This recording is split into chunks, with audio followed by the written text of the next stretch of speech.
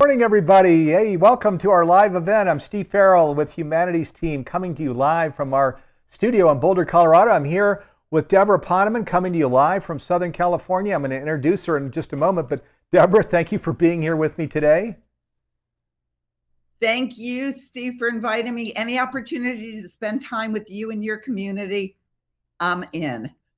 Back at you. Boy, we just love Debra Poneman. We're huge fans.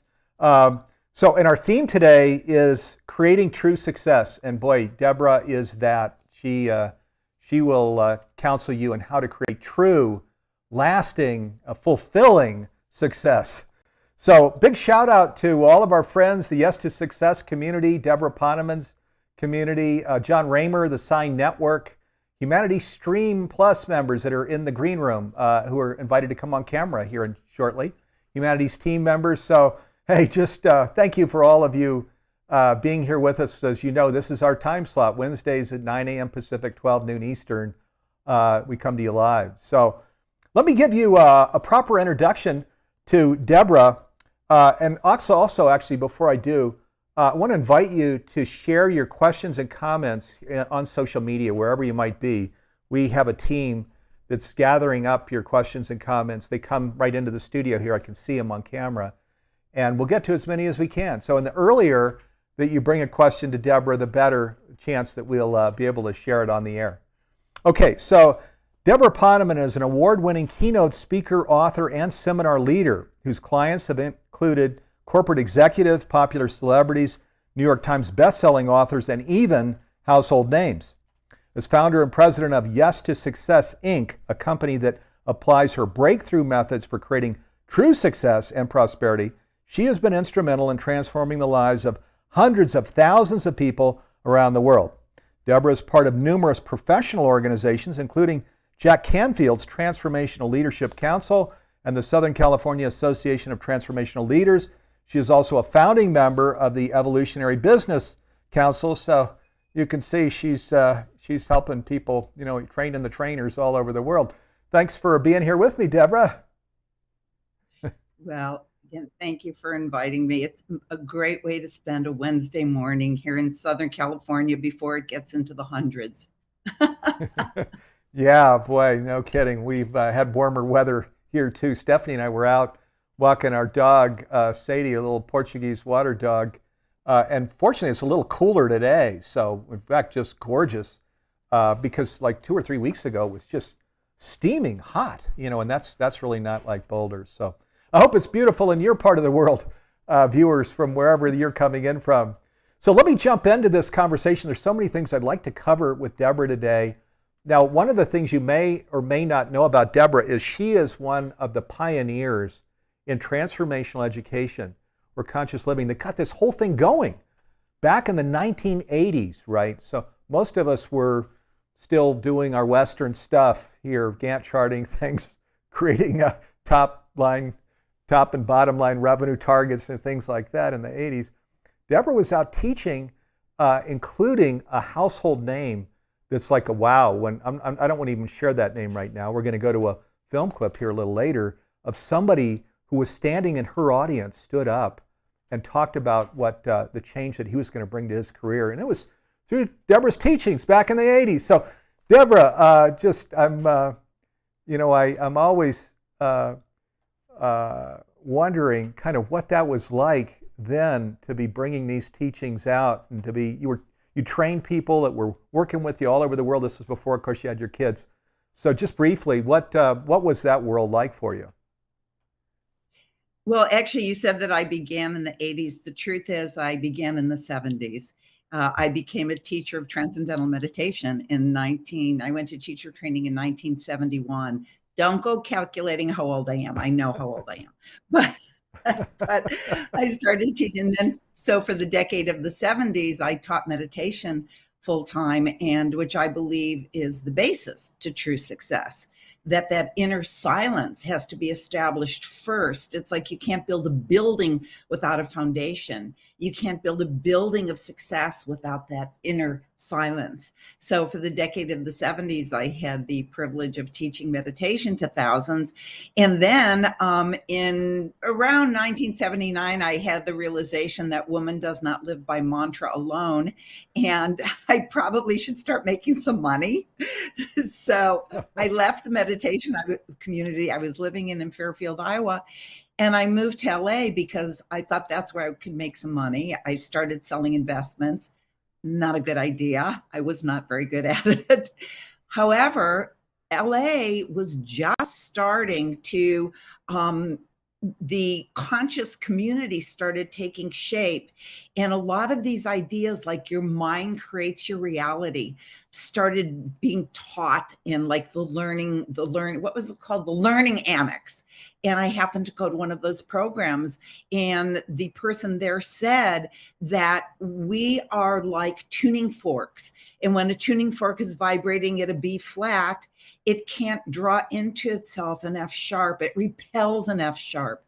And if we're always talking about how poor we are, we'll never get out of debt, I'll never find my soulmate, we vibrate with that, and we cannot draw into our lives our soulmate. We cannot draw into our lives. In fact, we repel prosperity. And these ideas were so revolutionary in my mind. And I just dove into studying them. This was 1980. And I founded my company in 1981. And it was crazy because, as you know, like Marcy Shimoff, who is, she is the woman's face behind Chicken Soup for the Soul, sold 16 million books, wrote Happy for No Reason, Love for No Reason. She came to one of my seminars and became my secretary. Janet Atwood, from the Passion Test, she actually came to one of my seminars, asked if she could work for me, and I put her on her first stage. And it was new to people then. Wow, your mind actually creates your reality. Your thoughts can actually move matter. I mean, now we all have come to believe that. But back then, it was so revolutionary. I mean, it was taught by people like Emmett Fox and Napoleon Hill and Catherine Ponder and Wallace Wattles, the great icons of true success and prosperity. But for us, it was revolutionary in the 80s, and it was a blast when people like, I know the person you're going to mention, but people who are just everyday people like doctors and lawyers and school teachers, and they came to my seminars and their eyes opened up and they realized that there was a lot more going on than they read in the morning news. Yes, there is. Oh boy, my goodness. Yeah, most of us don't even watch the morning news. We have other ways of getting our news, but wow, what a story. Yeah, thank you for sharing that. So now we're going to come back to actually that individual. In fact, we're going to see him in a clip here in just a moment. And we're going to talk more about this whole trend that started 70s, 80s, where we are today, something called Changing Humanity's Future. But I want to get to that later because I want to right now jump into, Yes for Success, right? This was the program, organization Debra started. So, and she talks about true success. So let's go now right straight into that. So Debra, how do you define true success? Okay, well, I'm not going to give you a Webster dictionary definition. I'm going to say at this point in the genesis of our society, and more specifically, the humanities team community, there are not a lot of people who believe the old paradigm of success. We know that it has nothing to do with the size of your bank account or having your name in lights. I mean, how many people do we know who got it all and believed that they would feel the emptiness inside, that they would have self-love, that they would feel like I am successful when they got the big house and the top of the line Mercedes, now Tesla, or a best-selling book. They got those things and they still felt empty inside. And we read about it in the newspaper. They became top, actors or on the music scene, and they take their own lives because of the despair is so deep.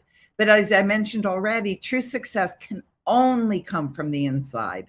Loving yourself deeply loving what is, not just giving lip service to, oh, everything's perfect, but knowing deep within yourself that all is well. You know, Byron Katie's body of knowledge called The Work is based on the realization that when you believe that something should be different than it is, you suffer.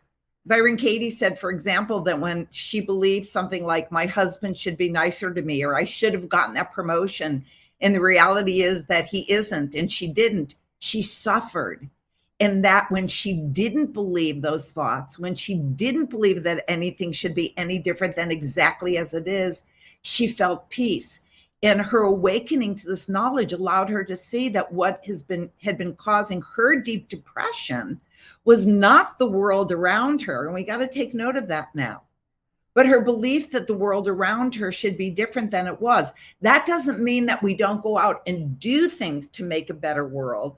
But if we want to create true success, it's not what happens to you, but how you react to what happens to you, what you do about what happens to you. Katie says that our attempt to find happiness is backwards. Instead of hopelessly trying to change and control the world and the people in your life to match your thoughts about how it or they should be, we can instead question our thoughts. And by loving exactly life as it is, we can experience freedom and the end of suffering. So I believe that true success is loving what is, but at the same time, what does fill that emptiness is going out and contributing to making the world a better place. It seems like a paradox, but you can accept reality as it is at the same time that you can go out and change it. You know, there is a study done, I believe it was at the National Institutes of Health, where people were given a sum of money and they had 1 hour to go out and buy something with it. And then when they came back, they measured their oxytocin level, you know, the feel-good hormone. And some people had, you know, high oxytocin. Other people, their oxytocin was through the roof. And what they discovered was that the people whose oxytocin was through the roof were the people who went out and took their money and bought something for someone else.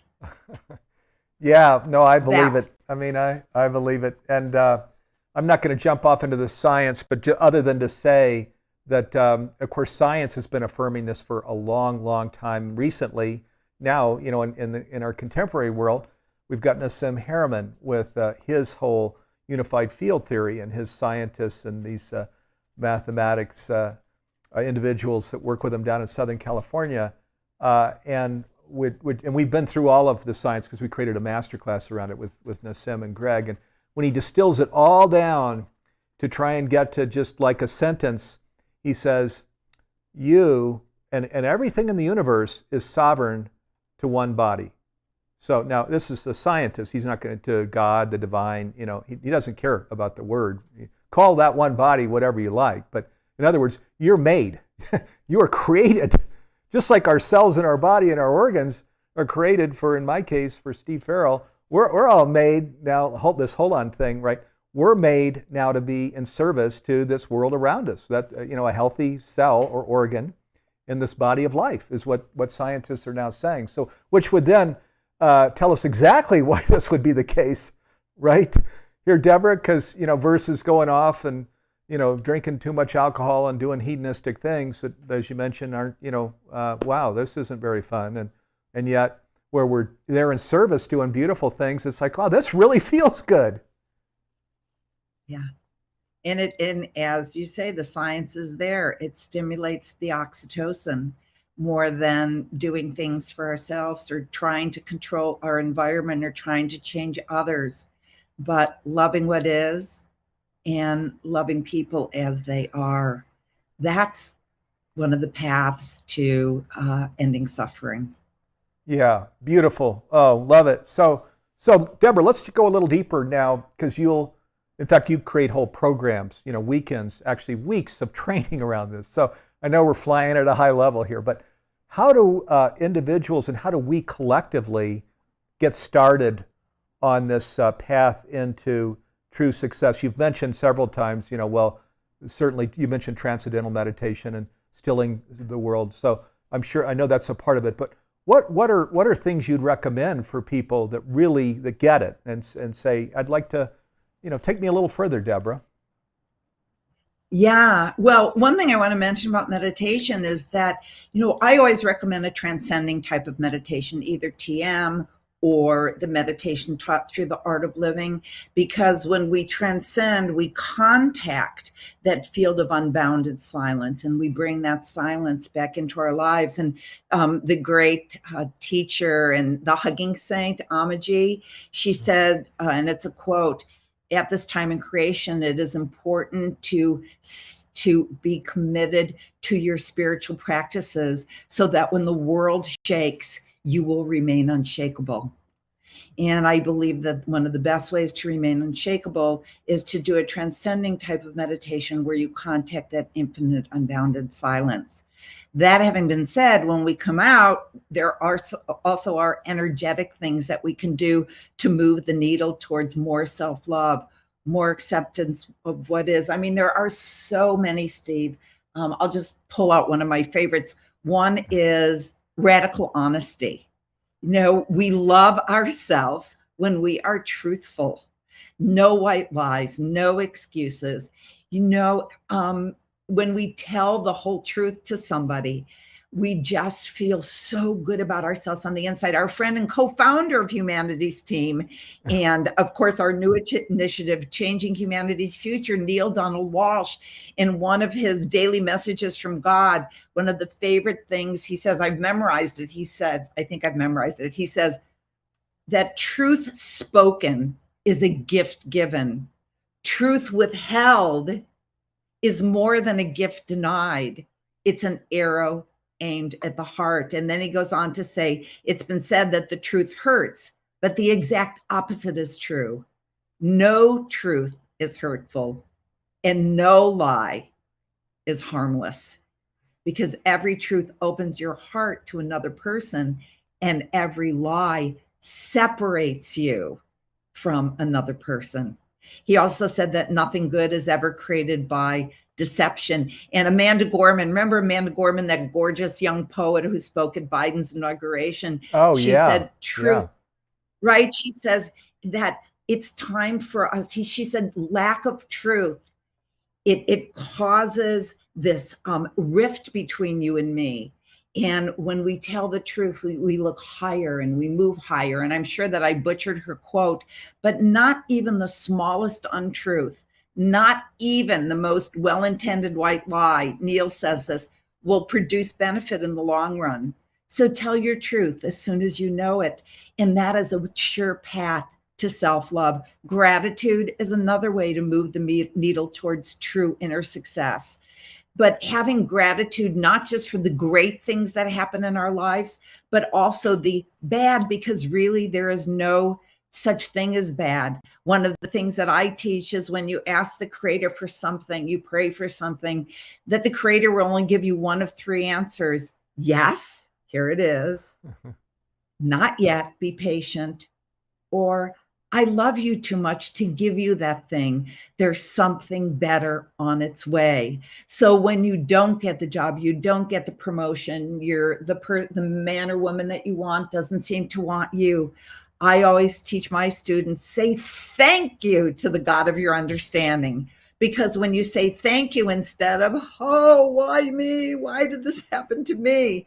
When you say thank you with the sure knowledge that there's something better on its way, it opens up the space to receive much more quickly. When you're in why me contraction mode, there's no space for the good, the better that's waiting for you. So how does this help us collectively?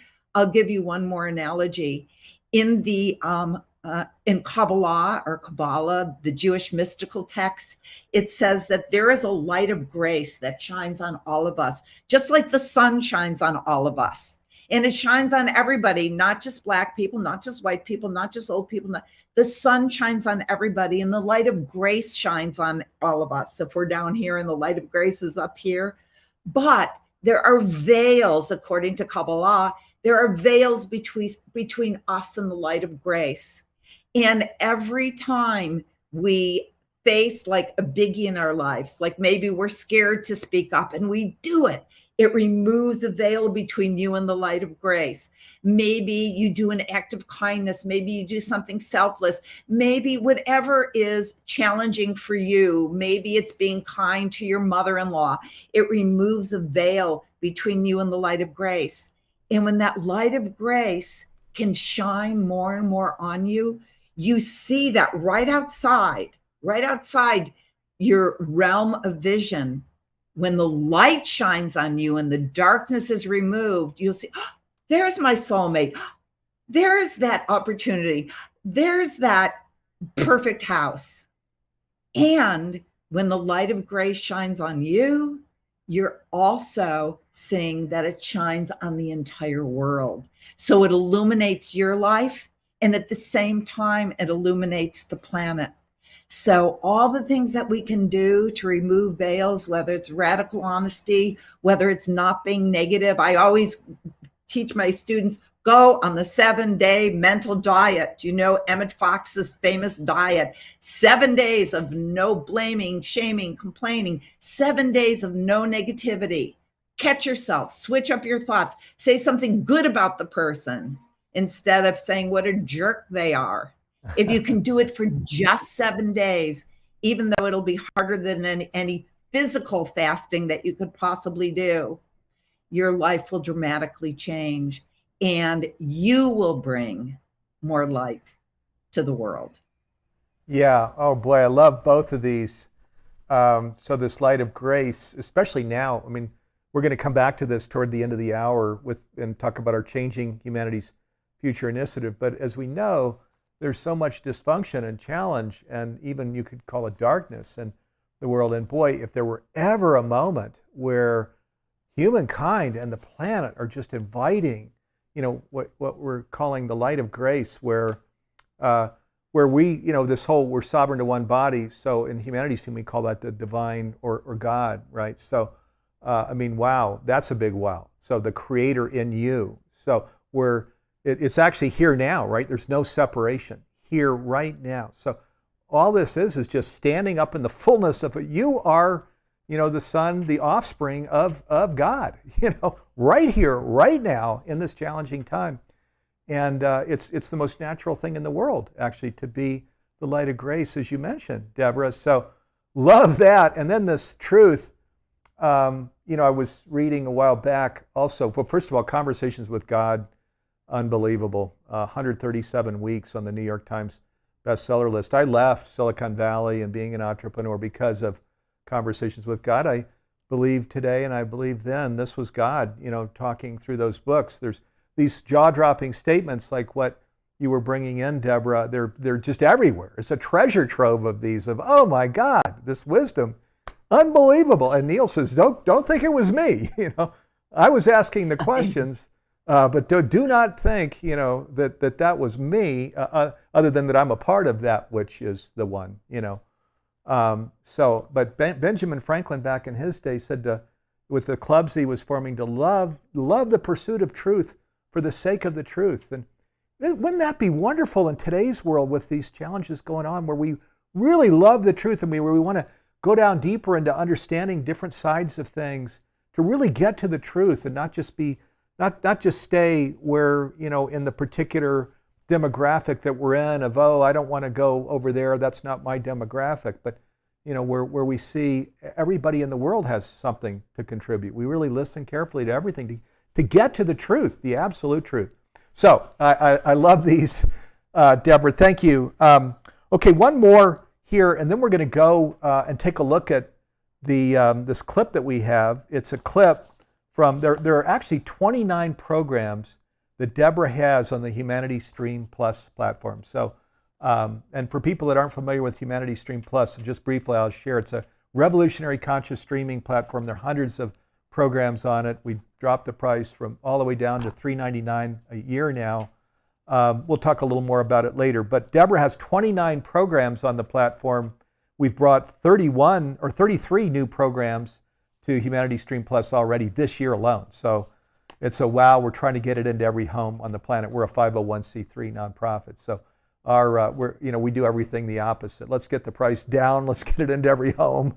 it's all about positive change, right? And this transformational journey where we become transformed and really understand who we are, why we were born into the world, and how we can create true success, what we're talking to Debra about here today. So this one other question here, Debra, can this creating real prosperity in all of its forms. So of course people are going to think about financial, but there's so many other forms of prosperity that you bring in here when you talk about true success. Can you talk a little bit about that? Wow. Okay. Prosperity, my favorite subject. Well, if you want to create real prosperity in all its forms, what you need to do, again, there are all these energetic ways to bring in more grace into our lives. Radical honesty, having gratitude, loving what is. And there's another one that I love, which is giving others what you want for yourself. Now, and I'm not talking about that cashmere sweater, which we're going to need really soon, especially in Colorado, but I'm going to explain. And I was just talking about this the other night on a class I was teaching. So, and I'm going to do a little true confessions here, okay? Over 4 decades ago, when I started teaching transformational work, actually well over 4 decades. Actually, it's over 5 decades. I've been a meditation teacher over 50 years. Wow. Okay. So over 4 decades ago, when I started teaching transformational work and started refining the way that I lived my life, because I wanted to be the teacher living the teaching. I didn't want to be the teacher who gave lip service to the teaching. But I noticed that I was always spontaneously, here comes the true confession, looking for ways that other people were not good enough or where they felt short. And I know you're probably shocked that that was like my modus back then, or where they were lacking, because I was aware that I never felt good enough. That somewhere along the line, that seed was planted. I remember I was in a women's group, and we each had a little stuffed animal. It was a pig, and it was named after our alter ego. And my pig was named Good Enough, because that was my alter ego. Again, this is 40 years ago. But what do you do to feel good enough? I mean, do you look in the mirror like Stuart Smalley on Saturday Night Live and say, I'm good enough, I'm smart enough, and doggone it, people like me?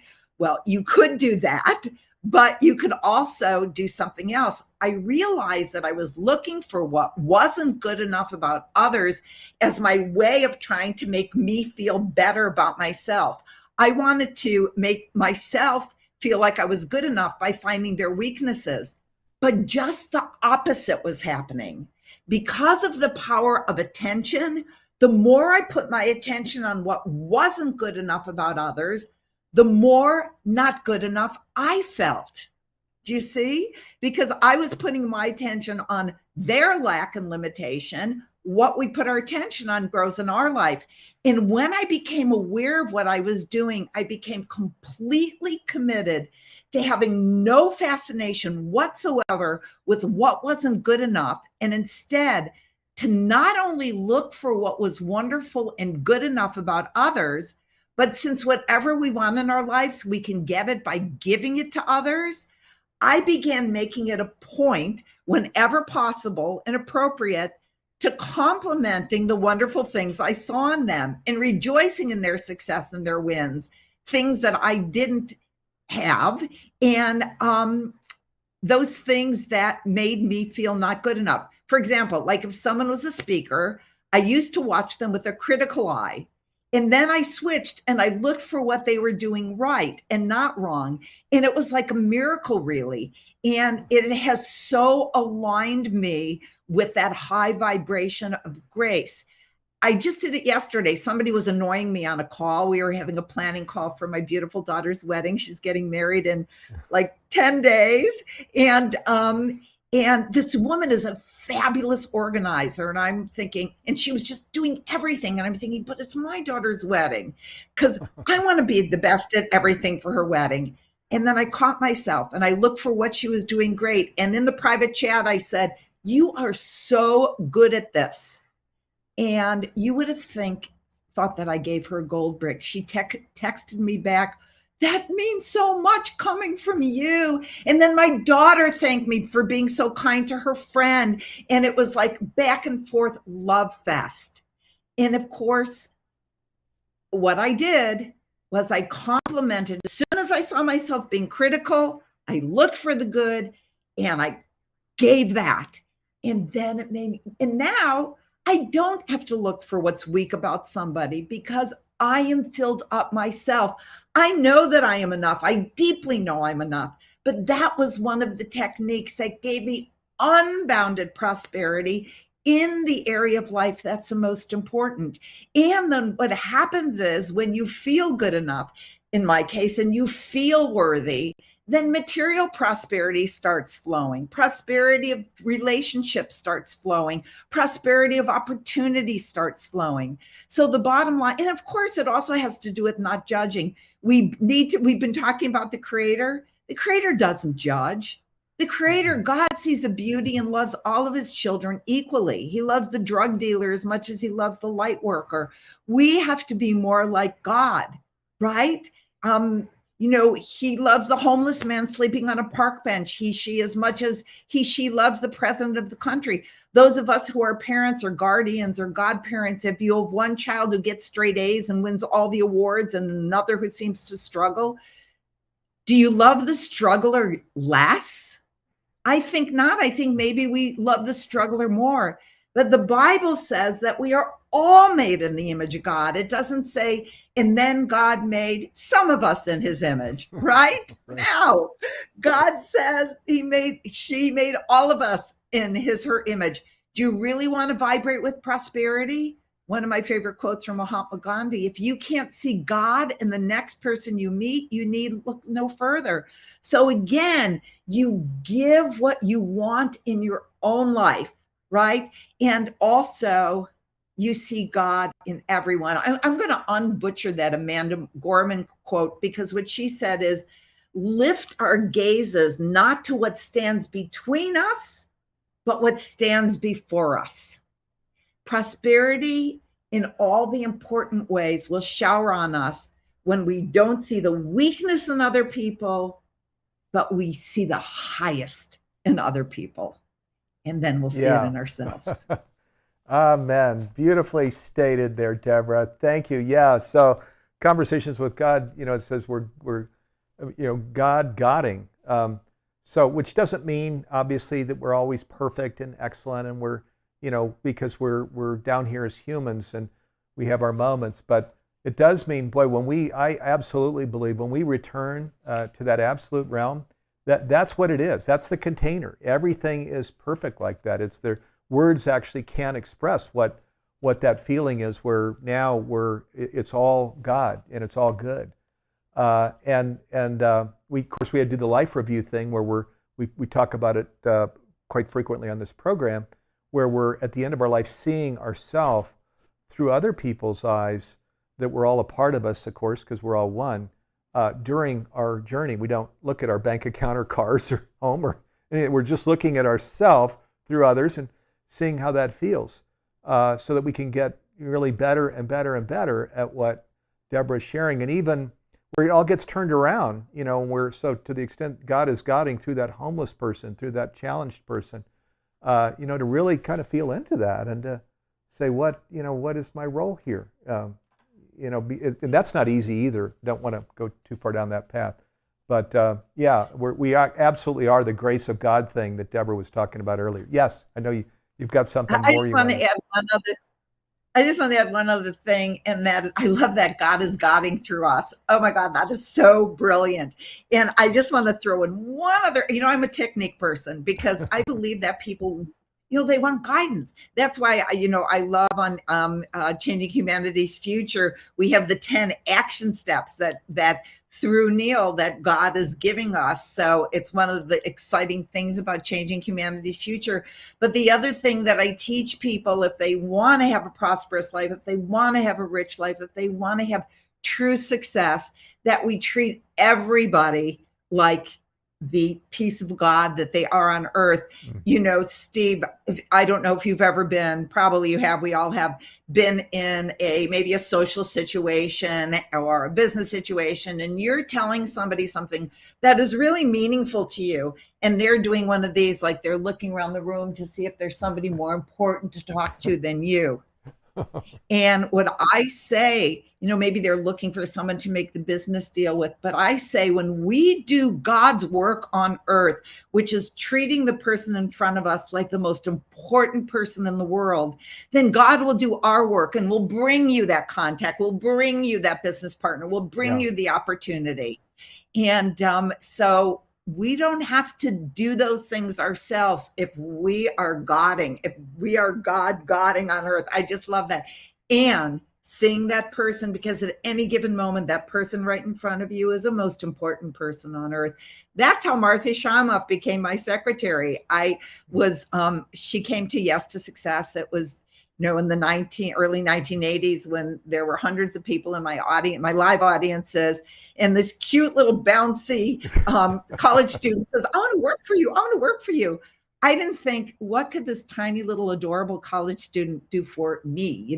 Debra Poneman, my seminars are being taught all over the world. And no, I treated her as the most important person in the world because she was in front of me at that moment. And I have to say, the ideas and the brilliance that Marcy brought to Yes to Success was absolutely a turning point in my career. So you do God's work, God will do for you. Do God's work for him, her, she will do your work for you.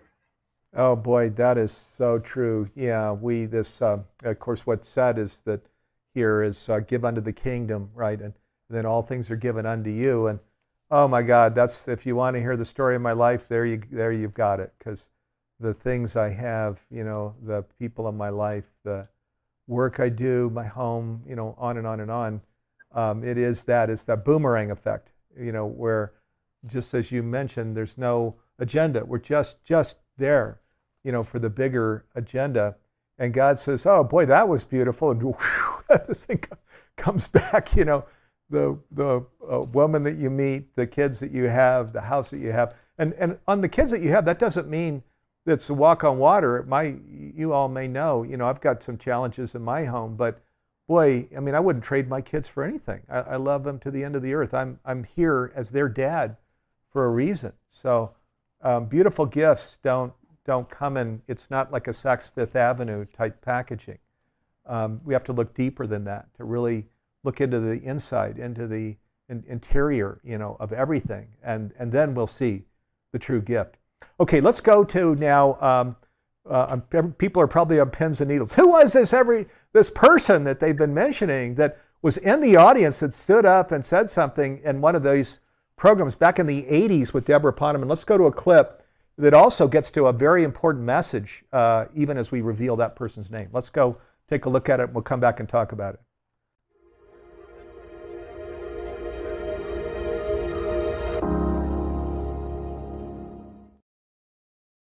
Here, my friends, is what I know for sure. The obstacle, the challenge, the pain might as well have a sign on it that says, this is what you incarnated for.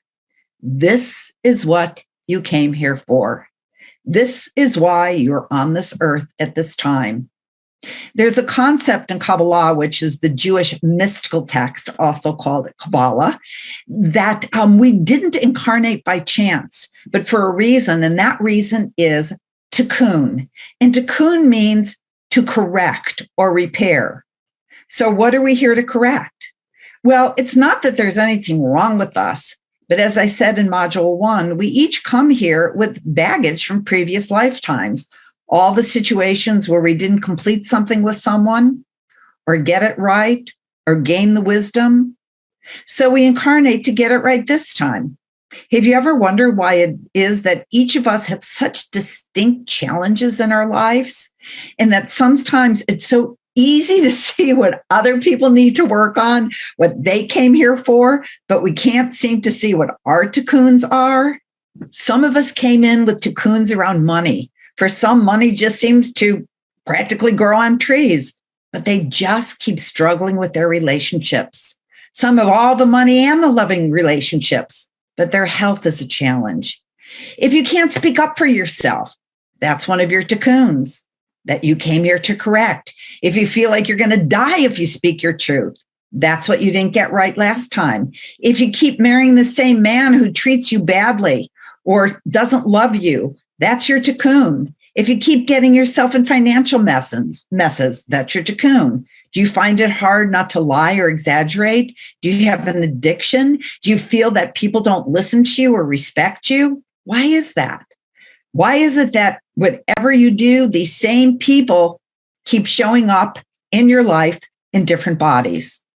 It's because it's your cocoon, and they don't have to change. You do. And if you don't know what your cocoon is, and we all have many, I can tell you, it's whatever scares you. It's what you run away from. It's whatever you accept in your life that you should not be accepting. It's what frustrates you. It's all the people in your life who keep showing up in different forms and abusing you or taking advantage of you or trying to love you. The secret to living in the light of grace is changing our behavior patterns that make up our cocoons. And with this understanding, you can no longer be a victim or blame other people or make excuses or get mad at God. These situations are your gift from the Creator. We didn't come here to have everything handed to us on a silver platter. If there were nothing for us to learn, we wouldn't have taken a human birth. Okay, gosh, I think we had 2 clips. I guess the other one had in it, it was Deepak Chopra. So that was beautiful. We're going to talk about that. But Deepak Chopra, do you want to just quickly tell that story of what happened, Debra? Yeah, well, it's so funny.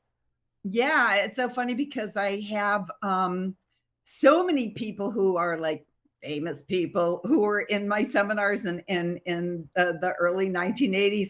And I usually don't name drop, but if you're specifically asking, I think he was an endocrinologist. Anyway, I was teaching in Boston at Harvard, and he came to one of my seminars, and he actually brought his wife and his brother and sister-in-law and his best friend Ramesh. And then later on, he had me come to his house and do a course for his whole family, and his kids were there. But what I do at the end of my live seminars is I have everybody stand up and make a commitment. And this is in the early 1980s. And we would all put our attention on that person, whatever was their commitment. We would visualize them in possession of that commitment that they were making or that desire. And he actually stood up. I have it on tape. He said he wanted to write a book that showed the relationship between Eastern and Western medicine. And we all visualized it as a bestseller. And within a couple of years, he had that bestseller. And do I take credit for it? I mean, I never do, because it's like, how do we know it wouldn't have happened anyway? But he was a doctor and he was not doing transformational work. And the next thing we know, he quit doctoring and became Deepak Chopra. So that is the story, and God bless him. He's done such great work for the world. So if I played a little teeny part in it, then I'm very grateful that I was able to. Yeah, well, this is where you were talking about the whole grace of the light, and this is where, you know, God actually puts us in this place to do this thing, to reach these audiences, to have to incubate and support people like Deepak and others, Marcy Shimoff, all over the world that have, you know, where once we commit, this is that boomerang thing, give unto the kingdom. So we say, oh, I love this. This is true. I'm going to bring this to the world. It's just the bigger agenda. There is no smaller agenda. And then look what happens. Oh my God. Amazing. So amazing. Also, I didn't want to speed past this cocoon thing that you're bringing in, which is so important, because as we know, so many people are like, what is the, why am I here, and what are the things I'm working on? And you get so clear about that. So thank you. Also, I want to mention again, Debra has 29 programs on the Humanity Stream Plus platform. She just brought in something, Seeds from the Soul, and then just last year with Christy Whitman, created a new kind of power masterclass. So she has 29 programs on the Humanity Stream Plus platform. I think if you go into these programs, the first module is unlocked. So you can go in, I invite you, go check out. So Seeds for the Soul, also New Kind of Power, go into the first module, watch these. It's unbelievable, the wisdom that Debra brings in. As she mentioned, she lives it. This is how she's been climbing that ladder of wisdom in her own life, and now bringing it to the world, and it's just phenomenal. So I invite you to check out her 29 programs on the Humanity Stream Plus platform. Okay, let me start bringing in questions because we've got a bunch of them here. So thank you, viewers. So there's somebody in the green room here, Paul. So this is a Humanity Stream Plus member, and he says, fear and anxiety prevent me, and I guess many people, from making progress on various fronts in life. What advice would you give to make progress on this issue? Meditate. Meditate. Okay, here's the thing.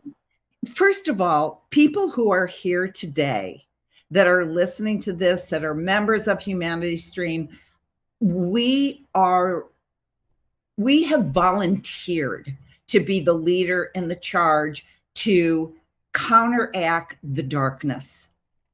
And I know Patricia Cota-Robles is another person who's on Humanity Stream, isn't she, Patricia? Oh, amazing. Suzanne Giesman, they've got a new program coming out with both of them here the next few weeks. Yeah. So Patricia says that many, many, many thousands and thousands and thousands, millions of souls tried to come in at this time, but not everybody was chosen. The people who were chosen were the ones who are going to be the bearers of the light. So I hope that gives you goosebumps, because that is you. That is you. You incarnated to be one of the bearers of light at this time to counteract the darkness. And it's a big job. And right now, you are very sensitive to the collective. And the collective is this growing fear. So you're like, why do I feel so fearful? Why do I feel so much anxiety? Well, it's because you are a sensitive being, and there is a vibration of fear on earth. But how lucky are we that we have tools like meditation? Steve, you know this, that I teach through the Art of Living Foundation now, and I teach meditation, and I know that there are meditation programs on Humanity Stream that are excellent. And I also recommend the breath practices through the Art of Living Foundation. I know Sri Ravi Shankar was also a guest on Global Oneness Day several times, which is coming up soon. Yay. And but there are many techniques that you can do that have been scientifically proven to reduce anxiety, to reduce fear, because fear could be lodged in your body. It is lodged in our bodies because it comes from outside in. So what I would recommend, Paul, is number one, find a great meditation practice. I, again, recommend transcending types of meditation, because you contact that transcendent, the inner silence, through either the TM organization or the Art of Living Foundation. And because it does change your physiology, it makes your physiology much more flexible. You know, if something happens that's fearful, usually it makes an impression on your nervous system. It's like a line on stone. And then anytime, like people who have PTSD, they go to war and they're in a war zone, and then they come home and a garbage can lid, clangs. I don't know. We don't have those kind of garbage can lids anymore. Or a motorcycle goes by really quickly and they duck for cover because they have that PTSD. We all have some degree of PTSD in our physiology. So what I recommend is you do something like an effective meditation or the Art of Living breath course, where it teaches how to actually blast that stress out of your physiology by doing these certain types of breath. So basically, and one other thing you could do at the moment is, when you're feeling stress, when you're feeling anxiety, breathe into it. Just breathe into it. Breathe into it. If it's in your heart chakra and your throat chakra and your solar plexus, breathe into it in your gut. Send it light, send it love. And you can even ask it what it's there to teach you. And that often helps to dissipate it. But in the long run, learn one of these techniques. Yeah, that beautiful. Yes, it does. I'm speaking for Paul. I know he's grateful. Thank you. Beautiful, Debra. Let me bring in some comments. So Myra says, Debra is a wonderful and rare gem of a human being. So happy to have this opportunity today. Thank you. Thank you for that, Myra. I know she's speaking for lots of people. Janice says, every time I hear you speak, Debra, you are so full of awesome energy. What's your personal secret? I'll tell you my personal secret is that I do not teach anything that I don't do. And that means that if I teach my students to live with radical honesty, no matter how difficult it is, it puts us in the stream of grace. It puts us in the stream of high vibration. It puts us in the stream of love. If we have gratitude, if we go on the 7-day mental diet, I don't just tell people to meditate. I've been meditating at least 20 minutes twice a day for over 52 years. It'll be 53 years in October, on October 30th. I do all of those. I do my breath practices every day. And because again, like what the Hugging Saint said, these are the times we have to cling to our spiritual practices so that when the world shakes, we will remain unshakable. And also diet is so important, and there's so many great programs on Humanity Stream on diet, eating alive foods, eating foods that give you that vibrant energy and that don't drain you. I haven't had a grain of sugar in years, because sugar is a drug, and sugar makes you dull, and sugar makes you age. I teach another course on anti-aging. Sugar is the first thing that goes. Sugar actually causes brain inflammation, and it gives you that, now what did I come in this room for a moment, because the axon and the dendrite, these neurotransmitters need to communicate in your brain. And when you eat sugar, they shrivel. And that's what causes lack of communication and leads to dementia, leads to Alzheimer's. So all of those things that I teach other people to do, I do. And do I slip up sometimes? You better believe it. Because I am human. And when I slip up, then I put my hand on my heart, because it stimulates oxytocin. There's so many great teachers on Humanity Stream. Heart math. You put your hand on your heart, it stimulates oxytocin. And even if you screwed up, you forgive yourself. You feel better by putting your hand on your heart and say, I forgive you, you're only human.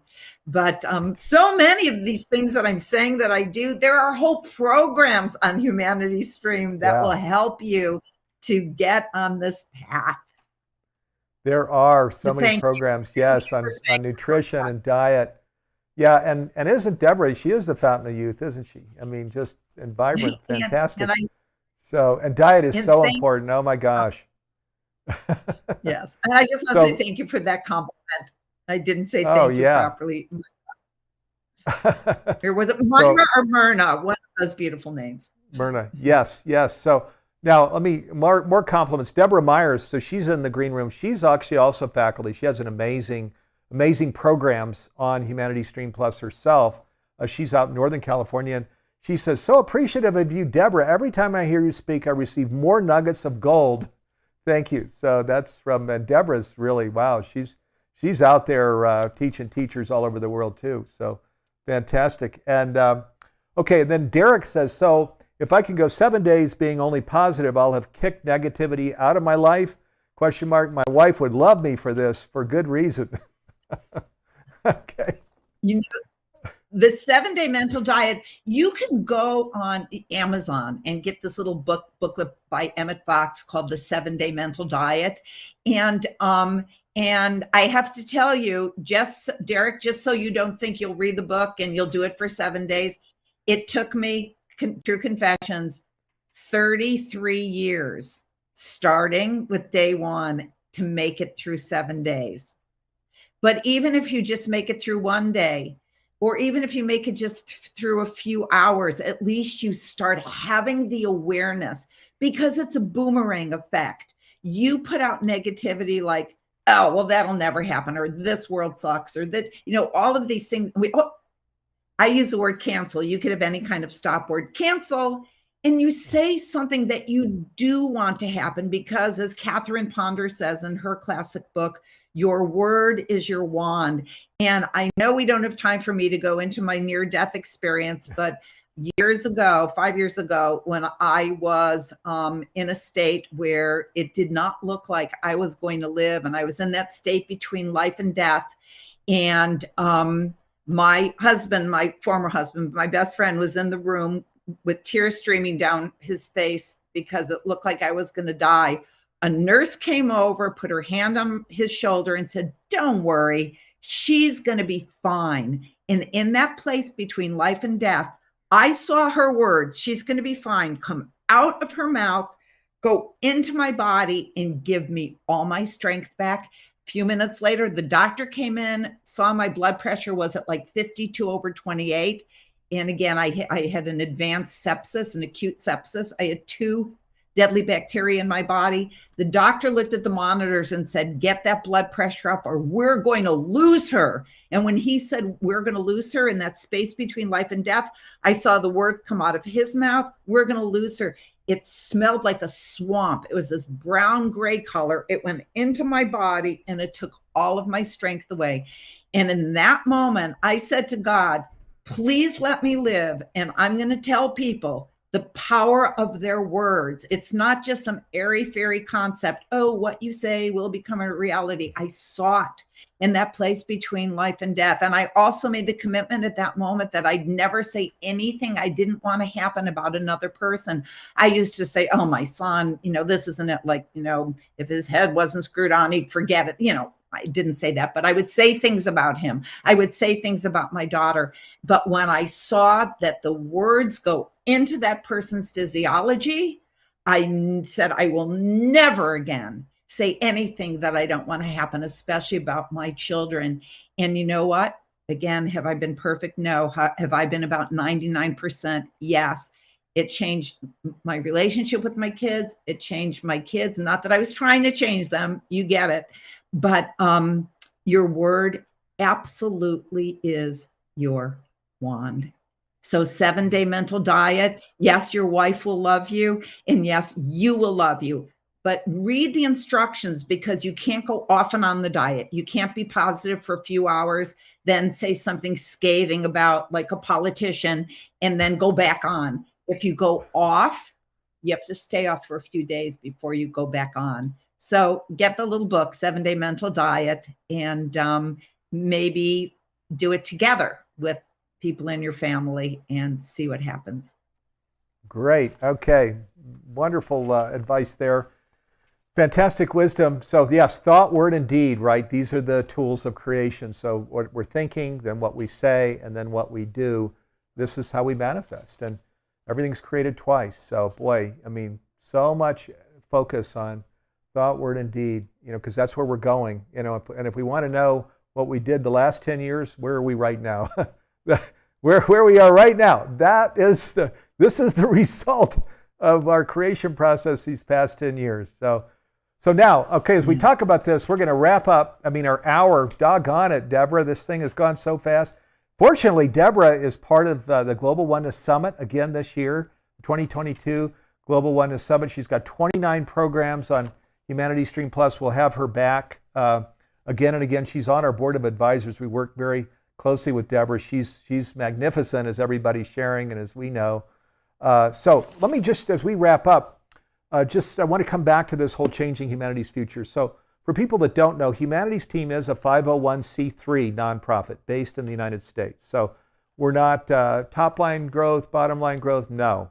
We go the other way. Our whole thing is to make conscious living. This is what all of these things we're talking about kind of fit under an umbrella that we're calling conscious living, which could be awakening to oneness or unity consciousness, or there are different terms.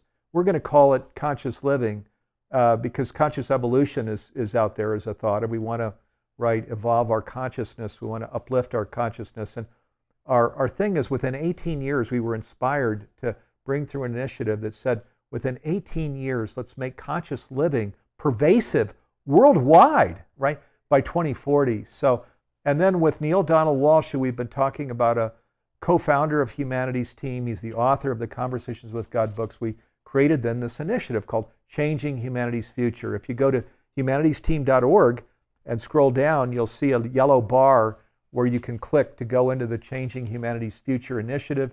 It describes it. God, in these 9 Conversations with God books, that's why it's called Conversations with God. Neil asks the questions, God responds. The wisdom is so earth-shattering that the books have spent 137 weeks on the New York Times bestseller list. People all over the world have read the books and said, oh my God, where did this wisdom come from? Well, guess what? I mean, and is it so strange that with all that's going on in the world, God wouldn't decide, hey, let's have a public conversation, maybe bring a little clarity, to things on the earth, and maybe a few action steps, to kind of go in a direction to create a sustainable and fulfilling world. Maybe let's have a conversation and we'll put that into the books. Well, so we've distilled that down in this Changing Humanity's Future initiative. When you go in, you'll see the quotes, what exactly God is saying. Here's a vision for where you are, which, by the way, it says that the hardest part of the journey is behind us. Yes, behind us. So, and you're already, so keep going. You're going to get there. And this is the perfect time for advancement. You're one decision away. So much more.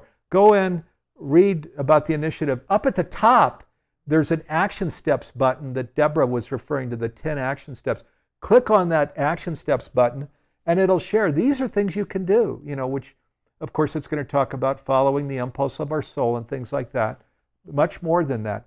Go check it out. We invite you to partner with us right now in this day and age where there's all this hand-wringing of, oh my gosh, shooters and Supreme Court and politics have gone wrong and climate change and Ukraine war and right on and on and on. Let's focus on what we're saying here. We're creators. Let's focus on this being that grace of light thing, right? And how we can follow our own soul's impulse and we can be the light in the room. And then when we do this together, voila, we have a planet that's living consciously 18 years from now.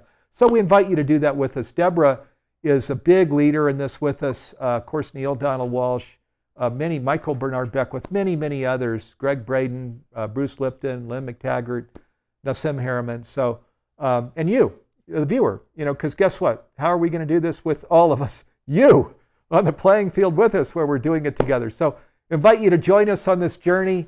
Come back next week. We've also got an incredible special guest. Debra Poneman will be back with us. The Global Oneness Summit is around the corner. Boy, be sure to put that on your calendar. October, I think it's 15 to 24 this year. And as we close, let me just thank all of the people, Debra's assistants, my colleagues and partners. We'll draw the camera back so you can see the studio here. We've got Jim Gray in the studio. See, there's me on the couch. Jim over there. He's directing, producing our program here today. Thank you, Jim. Karen Gordon leads the writing team that created all of this. Nanette Kennedy, Dee Meyer, Garth Catterall, Timothy, Noah, and others. So thank you to our colleagues that have helped create this program and communicate it to the world. So have a fabulous week, everybody, and love and peace and blessings to you. And we'll be back with you Wednesday next week at 9 a.m. Pacific, 12 noon Eastern. Take care.